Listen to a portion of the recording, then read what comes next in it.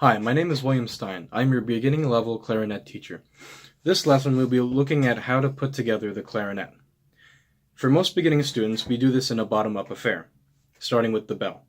From the bell we move to the lower joint. When dealing with the lower joint, it is important to make sure that you're not bending or applying too much pressure to any of the keys or these rods. The best way to approach this is by using the back of the lower joint and the fleshy part of your hand, like so. From here you have a good amount of grip and amount of force that you can apply to each other. The proper way to attach the bell to the lower joint is with little wiggles to ensure that everything is not jammed in and stuck. When using the cork, it is important that if you feel too much resistance, you use cork grease. I'll show you how to use this in a second. To the lower joint is applied the upper joint. The upper joint can be a little confusing to new students. It has two male ends. When connecting the upper joint to the lower joint, it is important to look out for the second ring hole.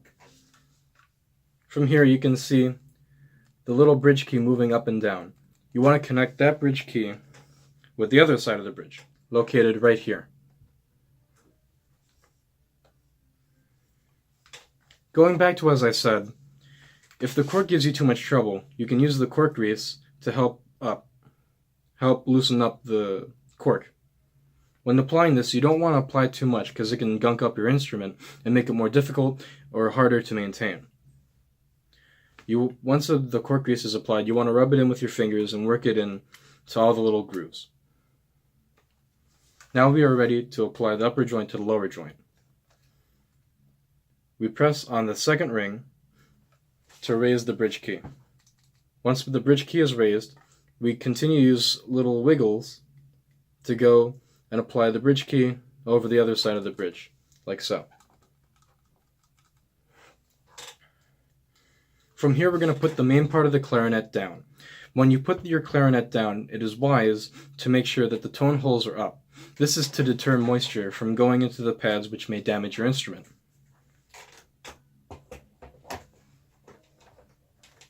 From the main part of the clarinet we move to the mouthpiece, which includes of the mouthpiece, the ligature, and then the barrel. Most beginning students want to attach the mouthpiece to the barrel before putting it onto the clarinet, like so. Just like the rest of the clarinet, you want to use little wiggles when applying the barrel. Next, you want to attach your reed. During this time, I hope you've been soaking your reed either in your mouth, like so, or with an impromptu cup of water, or just a normal cup of water. You want to take your soaked reed, and take the flat edge and apply it to the mouthpiece after loosening the ligature.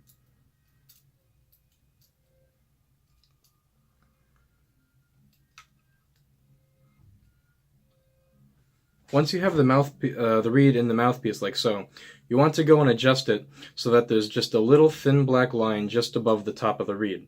And then when you flip it over to the other side, you can see just a little bit of the reed crowning over. Once you have your mouthpiece like this, it is time to tighten your ligature. When tightening your ligature, it is important to remember that you have the screws facing your right side when you're looking at it, like so.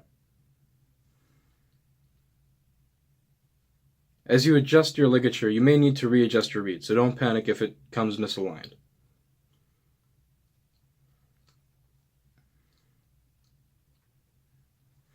From here, we are now ready to go and apply the lower half of the barrel to the upper half of the clarinet. And we do this just like we have before, being careful not to press down on any keys with too much pressure, and using little wiggles to apply the top of the barrel to the clarinet. When putting on your mouthpiece, it is important to keep the reed facing you and aligned with the back tone hole and your thumb rest here. You can check the alignment by looking down the barrel or just by looking at it straight on and making sure that it's all aligned. And from here, we are ready to start making music. But that's for another lesson. The way you take apart your clarinet was the same way but in reverse, starting with your reed, then your mouthpiece and barrel, and then your upper joint, using small wiggles, then your lower joint, and then your bell. Make sure that you're cleaning your instrument with your rag beforehand. Thank you.